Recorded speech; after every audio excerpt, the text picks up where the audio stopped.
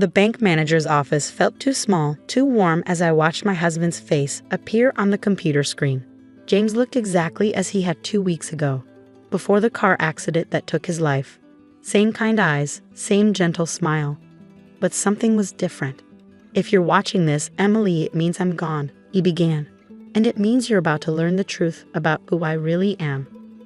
My name is Emily Parker, and until that moment, I thought I knew everything about my husband. We'd met in college, married young, and built what I believed was a perfect life together.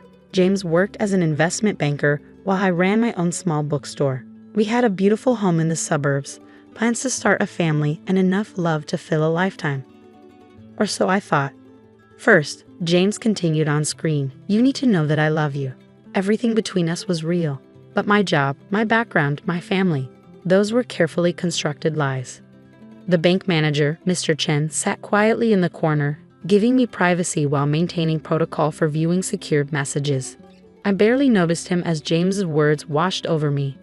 "This account contains $47 million, James said. "Money I've gathered over the years from my real work. There are also files, documents that explain everything. But Emily, once you access this information, there's no going back. Your life will change forever." My hands trembled as I paused the video. $47 million? I whispered. "That's impossible. We lived on his banking salary. We budgeted for vacations. We had a mortgage." "Mrs. Parker," Mr. Chen spoke gently, "would you like to continue the video?" I nodded, though part of me wanted to run from that office and pretend this was all a bad dream. James's face reappeared, his expression more serious now. "The money is yours, no strings attached. You could take it, walk away, and never look at the files. That might be safer. But I know you, Em. You'll want the truth, no matter how dangerous it might be." Dangerous? My James, who got nervous driving in heavy traffic? Who couldn't watch horror movies because they gave him nightmares? "If you choose to look at the files," he continued, "you'll find instructions on what to do next. But be careful who you trust, including people who claim to be my friends or colleagues, especially them." The video ended, leaving me with a choice I never thought I'd face. Continue living with the memory of the James I knew, or uncover the truth about the man I actually married. "Mrs. Parker." Mr. Chen's voice broke through my thoughts. "There's more. Your husband left specific instructions about accessing the account. You'll need to use these." He handed me a sealed envelope. Inside were a key and a series of numbers, coordinates, I realized, along with a handwritten note. "Remember our first date? The real one, not the story we tell." My mind flashed back to that night 12 years ago. We planned to go to a fancy restaurant, but a storm had knocked out power across the city. Instead, we'd ended up at a tiny Chinese place, the only restaurant still open in the blackout. We'd always told people we met at a coffee shop. I never understood why James insisted on changing that detail. The coordinates led to that same Chinese restaurant. James had left something there for me, something I'd need before I could access the rest of his files. As I left the bank that afternoon, my world felt off-kilter. Everything I thought I knew about my life, my marriage, had been called into question. The James I knew clipped coupons and worried about retirement savings. How could he have secretly amassed $47 million? I drove home in a daze, barely registering the familiar streets of our neighborhood. The house looked the same. James's gardening tools still scattered by the garage, waiting for his return. The sight brought fresh tears to my eyes. Inside, I headed straight for his home office. I'd already gone through it once after his death, looking for insurance papers and account information. Now I looked at everything with new eyes. The degrees on his wall from Princeton, were they real? The family photos showing holidays with his parents in Connecticut, were those people even his real parents? They'd both died years ago in a car accident before I met them. At least that's what James had told me. I spent hours going through his things, looking for any clue I might have missed. His laptop was password protected, and none of our usual passwords worked. His phone had been destroyed in the accident. Even his paper files revealed nothing unusual, just normal bank statements, tax returns, and work documents. Around midnight, my phone buzzed with a text from an unknown number. "Wondering about James yet?" My heart raced as I stared at the message. Another followed quickly. "The Chinese restaurant. Tomorrow. Noon. Come alone." I took a screenshot of the messages before they suddenly disappeared from my phone. Deleted remotely. I realized with a chill, whoever had sent them had access to my device. Sleep was impossible that night. I lay awake, replaying every moment of my life with James, looking for signs I might have missed. Had there been clues all along? Times when his story didn't quite add up. There was the way he always insisted on doing her banking online, never visiting branches in person. How he traveled for work but never wanted me to meet him in other cities. The mysterious calls he'd take outside, claiming they were client calls that had to be private. But he'd also been the most loving, attentive husband anyone could ask for. He never missed an anniversary, always remembered the smallest details about my likes and dislikes. He'd spent countless hours helping me set up my bookstore, installing shelves on weekends and learning about inventory management to help me succeed. How could that man be someone else entirely? Morning came too quickly. I got dressed mechanically, trying to decide what one wears to meet a mysterious texter who might reveal secrets about your dead husband's double life. As I headed for my car, I noticed something odd. A small red dot on my windshield. I approached carefully and found a nearly invisible device attached to the glass. A tracker. Someone was watching me. The Chinese restaurant looked exactly as I remembered it from our first date, right down to the faded red lanterns hanging in the window. I arrived early, parking across the street to watch who came and went. At exactly noon, my phone buzzed again. Inside. Last booth. Taking a deep breath, I stepped into the dimly lit restaurant. The same elderly woman who'd served us 12 years ago nodded in recognition as I passed. In the back booth sat a woman about my age, dressed in a crisp business suit. "Emily," she said as I approached. "I'm Diana. I worked with James." "At the bank?" I asked, sliding into the booth. She smiled sadly. "No, his real job." She placed a small device on the table that emitted a soft hum. "Signal jammer. Now we can talk freely." Over the next hour, Diana revealed a truth that shattered everything I thought I knew. James hadn't been an investment banker. He'd been part of a private intelligence organization that specialized in exposing corporate corruption. The banking job was his cover, she explained. But his real work involved infiltrating companies, gathering evidence of illegal activities, and ensuring that evidence reached the right authorities. "That's where the money came from?" I asked, thinking of the $47 million. "Partially. Whistleblower rewards can be substantial, but most of it came from his family." "His family? But they're dead." Diana shook her head.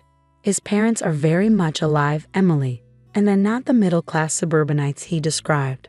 The Parkers are one of the wealthiest families in the country, old money carefully hidden from public view." My head spun as she continued. James had been born into a world of immense privilege and power. But instead of living off his inheritance, he'd chosen to use his position and resources to fight corporate crime. "Why didn't he tell me?" I whispered. "Protection," Diana replied. "The companies we investigate, they don't play nice. The less you knew, the safer you were." "Were?" I caught her use of past tense. "What do you mean, were?"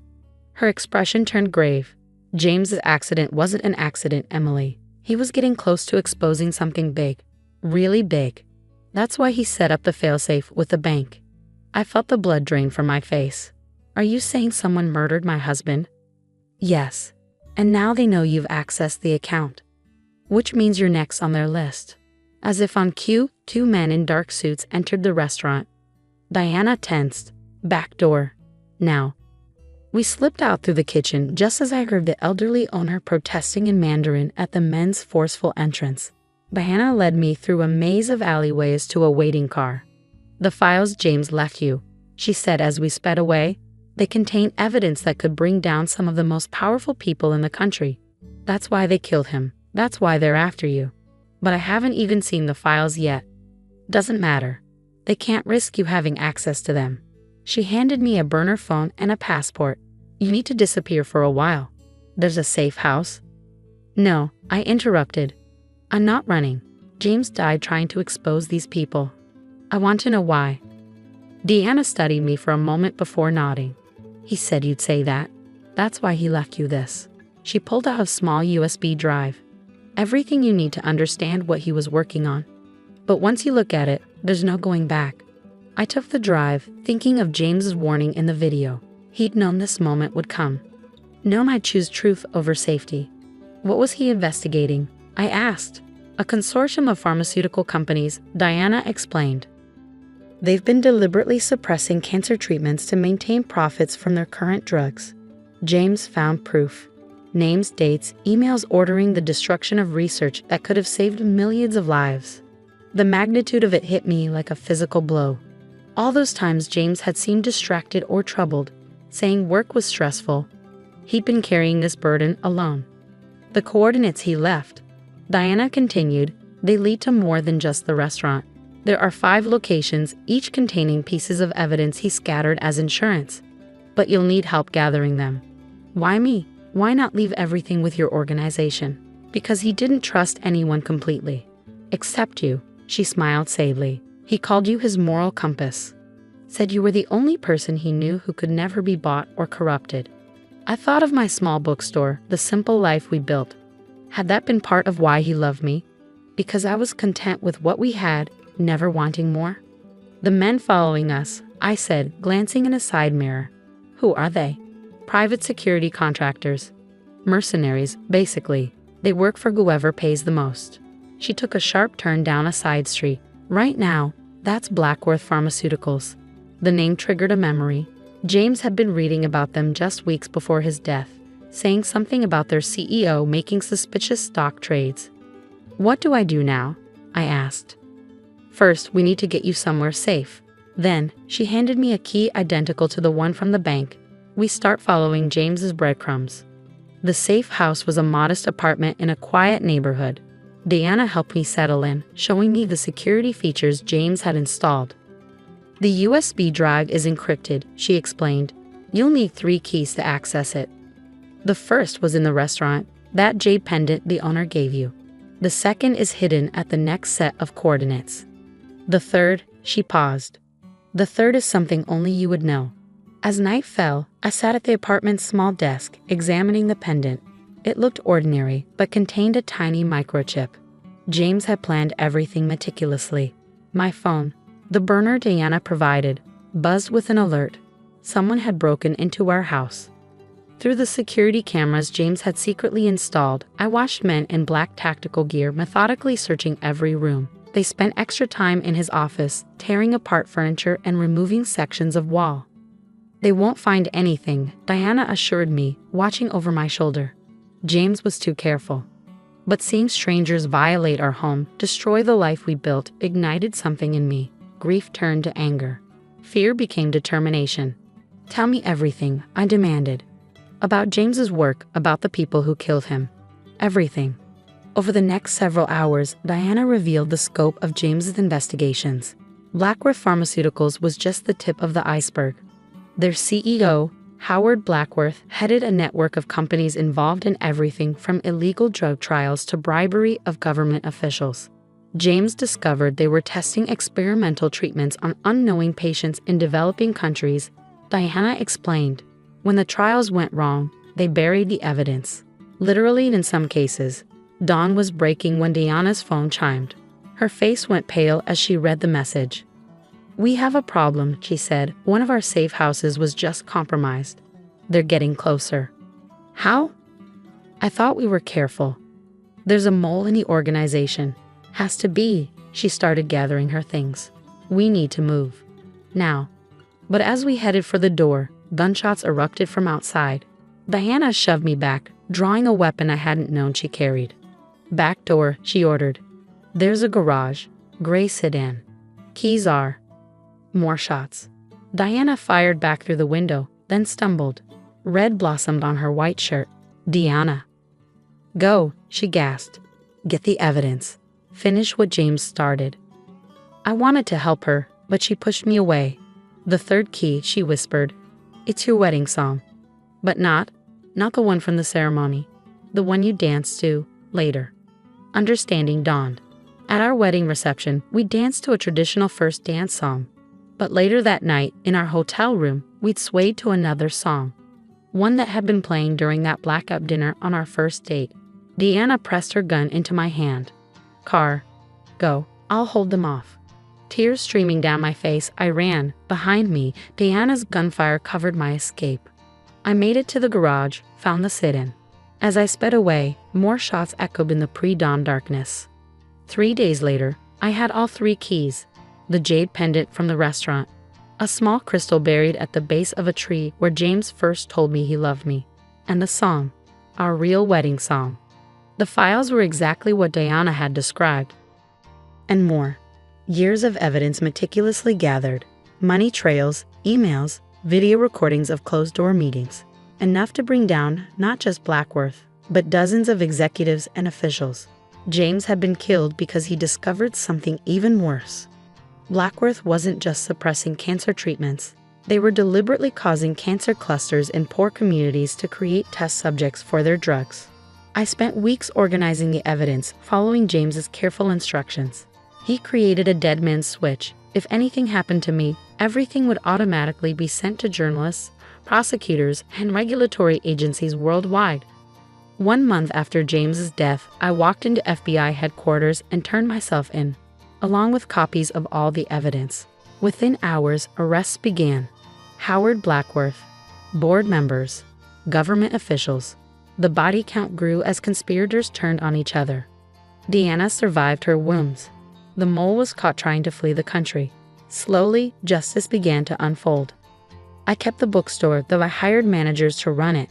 My time was spent working with prosecutors, testifying in trials, and carrying on James's mission through a foundation I created in his name. The $47 million, most went to the victims' families. The rest funds research into the very treatments Blackworth tried to suppress.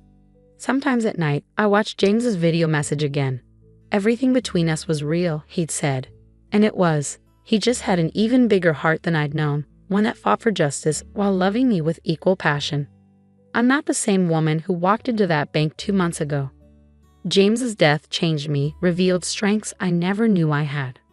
But his love, his real love, gave me the courage to fight.